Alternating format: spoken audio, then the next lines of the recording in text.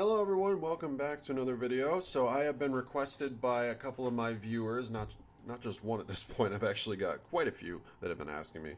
I have been asked how to make thumbnails for my videos, like how I do them, what's the best way to make a thumbnail for a video. So that's what I'm gonna show you in this video here.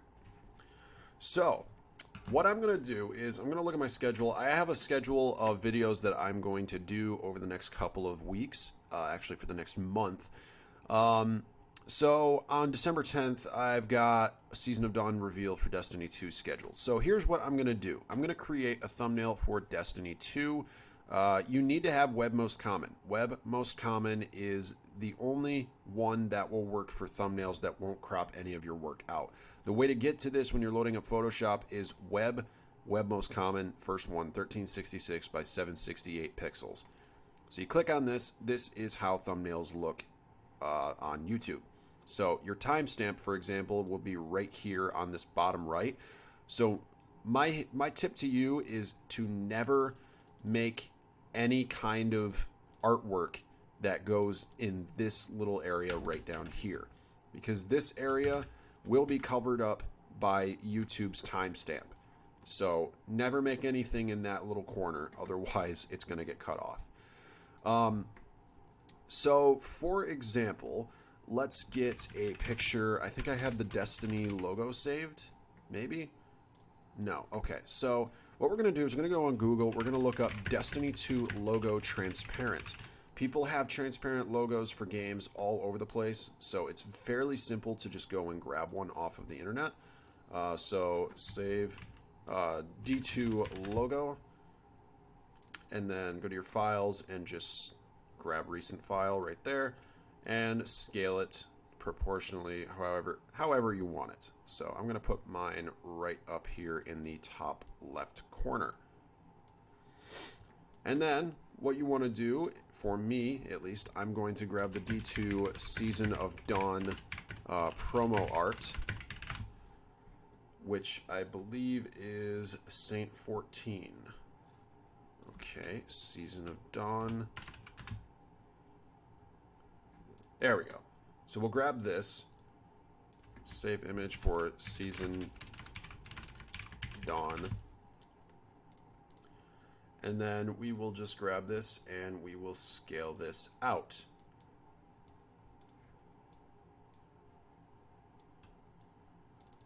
Now, you don't have to have a rectangle here. I'm just showing you for an example that this is where the timestamp will be.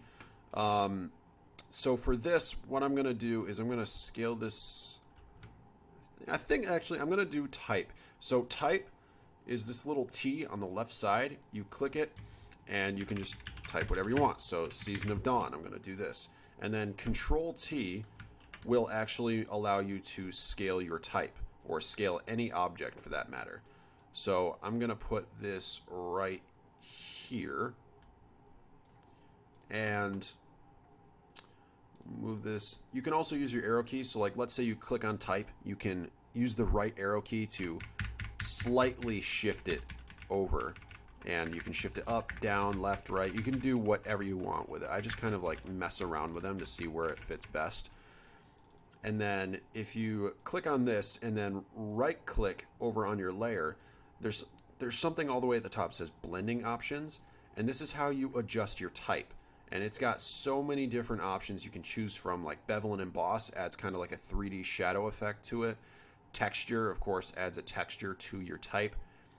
Stroke adds a border. Inner shadow adds an inner shadow. Inner glow adds an inner glow.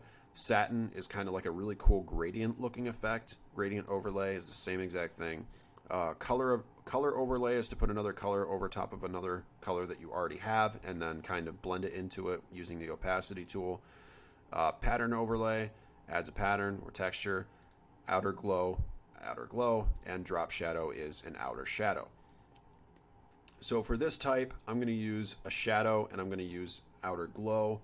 I'm also going to use satin, and we're going to use the satin to kind of I think we're going to put it to like a purplish color, because that's what I see Season of Dawn being, mainly because of Saint 14's helmet. So we're going to use this here. And another thing we're going to do is let's copy and paste it. So click on this, Control C and then Control V, and you've got the same type copied. Double click on this and then you can retype whatever you want. So for this I'm going to do reveal, and we're going to put it here, and then we're going to shift this up just a little bit. And another thing, if you want a border, like let's say for a Fortnite border, for example, I have a thumbnail border that I got off of the internet. Just go on Google, search it, and it's here. And you can do something along the lines of this. I'm actually going to use this one for this thumbnail in particular. Just kind of blend it into the background to kind of make it look a little mysterious looking. We're going to get rid of this timestamp thing as well. And then another thing, you can go on Google and you can search dust effect transparent. And these different effects you can get and just kind of copy and paste into your thumbnail. It doesn't really matter. Some of them have copyright, so don't get the ones that have watermarks on them, obviously. But some of them are okay to use. For me, what I'm going to do is I'm actually going to get a brush tool and kind of recreate my own.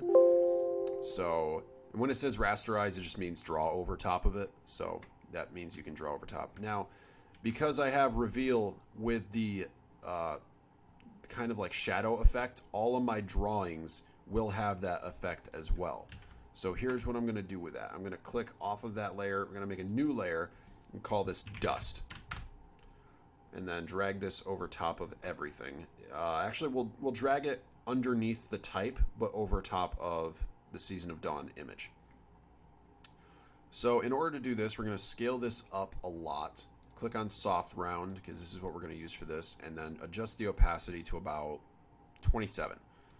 You can see this adds like a bright shine to it. We're going to change the color to kind of like a brownish dirt color, and then we're going to do this and add this little drawing effect over the edges to make it look a little bit darker around the edge.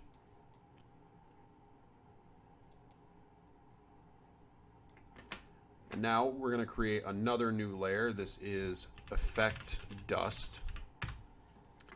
In this one, we're going to have the opacity all the way up. So it's going to be a completely dark circle. So we're just going to draw this around the middle. And now we're going to use the opacity to adjust it a little bit. And we're going to put this over top of it using one of the blending modes. So let's do, that looks kind of cool. It makes it look like there's an explosion in the background, so that's neat. We could do that one, or we could do this one. Looks kind of cool.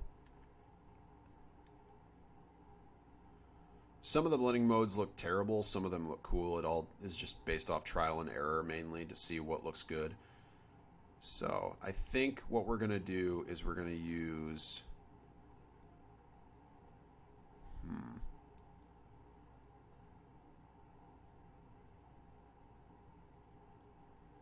I think I will use this one. And that is going to be the thumbnail that I use for the reveal video. But if you want to watermark your stuff as well, you can like click on type over here. Just type in, like mine is SDHD or SDG. Both of those are my watermarks that I've used on all of my artwork. And if you want to like hide your watermark but keep it so that someone won't see your watermark, and like that's how you know if someone was to take your art and like claim it as theirs, you can just hide a watermark in it somewhere and be like, hey, actually no, this is mine and this proves it. So for this, I can just hide it like right in there. So it kind of looks like it's in the writing itself on his armor, but it's not. So there you go. That's kind of like a basic rundown of how to get a thumbnail prepared. Um, there's not really much else that I have experimented with making thumbnails that really I don't know. It's not really professional, so to speak, to make a thumbnail like this. It's just kind of a good way to get a basic one that attracts viewers in a sense. So I hope this was helpful in some way. Unfortunately, Adobe Photoshop, you have to pay for it. Unless, of course, you somehow manage to get a cracked version of it on the internet. I don't know. But I don't recommend that. But I have the paid version myself for Photoshop, mainly because of school. But Photoshop is how I make all of my thumbnails. I never use anything else for thumbnails. And this is just a basic rundown. Hopefully it helped you guys out. So if you have any comments, any questions about how to make thumbnails, anything you want to know that I didn't explain in this video, ask me in the comments. I will be glad to answer anything that you have to ask about these thumbnails and how to make them. Anything Fortnite thumbnail related, I can help you out with that too. Any kind of thumbnail, honestly. Like if you want to blend certain sceneries into other sceneries, make it look like a car is driving down the road, but there was no car on that road to begin with in the first image. I mean, I can kind of help you with that.